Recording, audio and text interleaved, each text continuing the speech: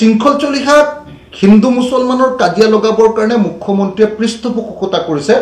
শিৱসাগৰ 2026 চনত অখিল গগৈ খৰুৱাবৰ কাৰণে শৃংখল চলিহাই হিমন্ত বিশ্ব শৰ্মাৰ পৃষ্ঠপোষকতাত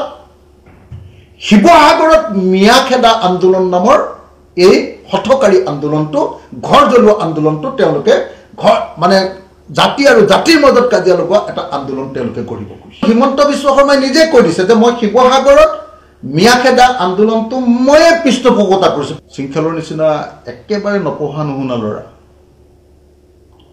একেবাৰে বিষয়বস্তুৰ জ্ঞান নথকা অন্নবৰতে উত্তিভাহি পোৱা আৰু সদায় নিজৰ কামৰ জৰিয়তে চৰকাৰৰ সুযোগ তৈয়াৰ কৰি দিয়া আৰু সেইটোকে জীৱনৰ লাইভলিহুড ৰূপে লোৱা 2026 চনত যিকোনো পৰিমাণে যিকোনো প্ৰকাৰে অখিল গগৈ বিধায়ক হিচাপে বিধানসভালৈ পঠিয়াব নালাগে এটো হল হিমন্ত বিশ্ব শৰ্মাৰ এজেন্ডা আৰু সেই এজেন্ডাটোকে যে শৃংখল চলিহাই কাৰ্যকৰী কৰিবলৈ গৈছে সেইটো খাটাং মানুহ হিচাপে অখিল গগৈ একেবাৰে কোমল অন্তৰৰ মানুহ আৰু সংগ্ৰামী মানুহ হিচাপে অসমৰ আটাইতকৈ কঠিন মানুহজনে নিশ্চয় অখিল গগৈ কেতিয়াও মিয়া প্ৰীতি নেদেখায় মানুহ প্ৰীতি দেখায় কোনোবা যদি শ্ৰমজীৱী মানুহ কেতিয়াবা বিপদত পৰে আৰু তেওঁ যদি ভাৰতীয় নাগৰিক হয় তেতিয়া হলে তেওঁ ধৰ্ম যে নহক লাগিলে তেতিয়া হলে অখিল গগৈ কাৰো অনুমতি নোলোৱাকৈ কাৰোলে কেয়াৰ নকৰাকৈ ভাৰতীয় মানুহক আৰু দুখীয়া শ্ৰমজীৱী মানুহক সহায় কৰিবলৈ সদায় প্ৰস্তুত কিন্তু কোনো মিয়াৰ প্ৰতি সিম্পেথি কোনো ধৰ্মৰ প্ৰতি সিম্পেথি কোনো বিদেশীৰ প্ৰতি সিম্পেথি সামান্যতম চুলি এডালৰ মানুহ সিম্পেথি বা সহানুভূতি অখিল গগৈ নাই মানুহ হিচাপে অখিল গগৈ একেবাৰে কোমল অন্তৰৰ মানুহ আৰু সংগ্ৰামী মানুহ হিচাপে অসমৰ আটাইতকৈ কঠিন মানুহজনে নিশ্চয় অখিল গগৈ গতিকে শৃংখল চলিহাই অলপ মানে মই ক'বলৈকে বেয়া মানে একচুয়ালি শৃংখলৰ নিচিনা একেবাৰে নপঢ়া নুশুনা ল'ৰা একেবাৰে বিষয়বস্তুৰ জ্ঞান নথকা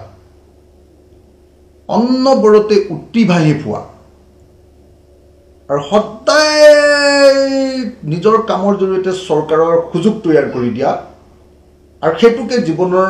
লাইভলিহুড ৰূপে লোৱা মানুহক সেইকাৰণে মই কি কম বেলেগ কথা ক'বলৈ একো নাই মই জানো যে শৃংখল চলিহা হিন্দু মুছলমানৰ কাজিয়া লগাবৰ কাৰণে মুখ্যমন্ত্ৰীয়ে পৃষ্ঠপোষকতা কৰিছে শিৱসাগৰ মই জানো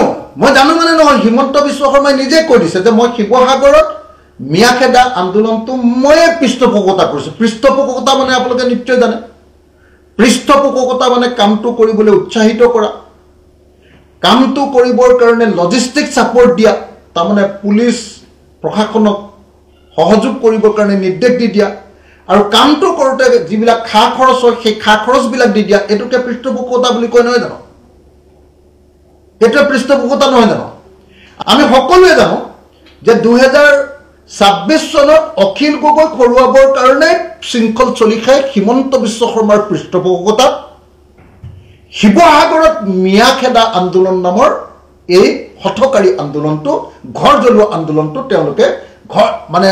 জাতি আৰু জাতিৰ মাজত কাজিয়া লগোৱা এটা আন্দোলন তেওঁলোকে কৰিব খুজিছে এটো আন্দোলন নহয় এটো নৰাজ্যবাদ এটা কৰিব খুজিছে আমি জানো যে তেওঁৰ এজেন্ডাটোৱে হ'ল যে 2021 পৰা 2026 লৈকে যেটো অখিল গগৈয়ে অসম বিধানসভাত আটাইতকৈ বেছি ভূমিকা পালন কৰিলে অখিল গগৈয়ে যেটো বিজেপি চৰকাৰক আটাইতকৈ জবাবদিহি কৰিলে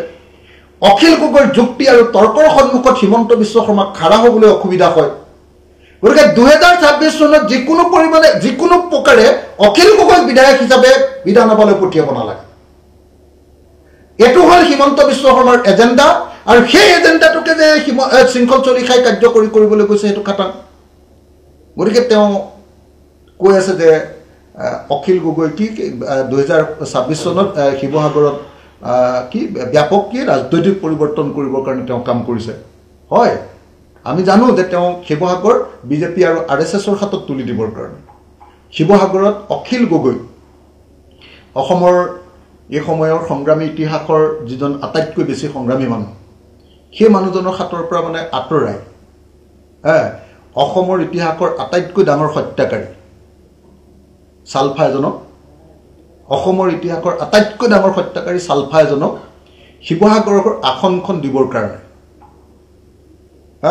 যাতে একেলগতে তেওঁলোক দুইজনে লগ লাগি গোটেই ব্যৱসায়ীবিলাকৰ পৰা ধমকি দি পইচা উঠাব পাৰিব ভৱিষ্যতে সেইকাৰণে তেওঁ এইবিলাক কাম কৰি আছে শিৱসাগৰ এইটোতো খাটাং সকলোৱে জানে যে শিৱসাগৰ কোন ইলেকশ্যনত উঠিব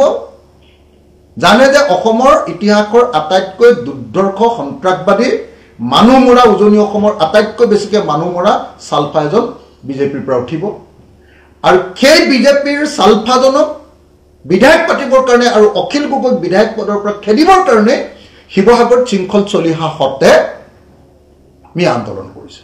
মিয়া খেদা আন্দোলন কৰিছে কথাটো চাপ সেইকাৰণে তেওঁ কৈছে যে 2026 চনত শিৱসাগৰত ৰাজনৈতিক পৰিৱৰ্তন কৰা হ'ব কাক দিব বিজেপি কাক দিব সাম্প্ৰদায়িক বিজেপি কাক দিব অসমৰ ইতিহাসৰ আটাইতকৈ দুৰ্ধৰ্ষ সন্ত্ৰাসবাদী আটাইতকৈ বেছি মানুহ মৰা এজন সালফাক